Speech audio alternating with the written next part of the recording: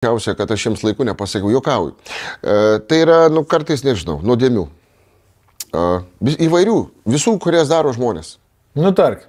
Nu tik nepradėk ten su savo misipysi dabar. Nepraleidau per perėję kažko. Ne, tai visokių. Pavogęs bandelės į mokyklai? Ne, bandelių aš nevogdavau, žinai. Tai ką tu blogiausia? Žinai, kaip vaikystė kartais būdavo, aš matydavau, tokie berniukai eidavo į tokią parduotuvę, kuri buvo šalia mūsų mokyklos, ne? Ir tie berniukai, žinai, ką darydavo, žinai, bet tokie žiopli būdavo, įsivaizduoja, ateina vaisių skyrių, tada granatos buvo pasirodę. Ir man vienas bičias sako, einam granatų.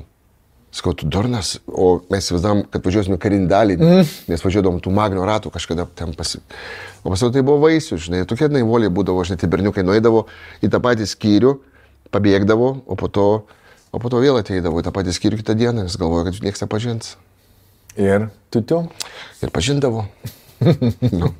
Bet čia ne apie mane, baigtų, Rolandai.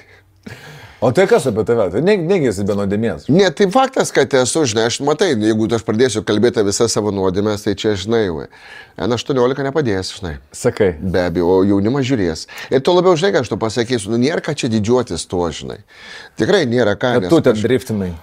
Ne driftinau, žinai, kažkaip, bet galvoju, tiek tą žinutę siunti, žinai, tokį. Teisingai, reikia teisingai. Aš kažkada buvau prisikalbėjęs, ten tarkim mane, kur per atviras buvai? Delfi, ta prasme. Kalbėjomės kažkaip ir ten, kur ta antraštė atsirado, Mušeika tapo pareigūnu. Taip.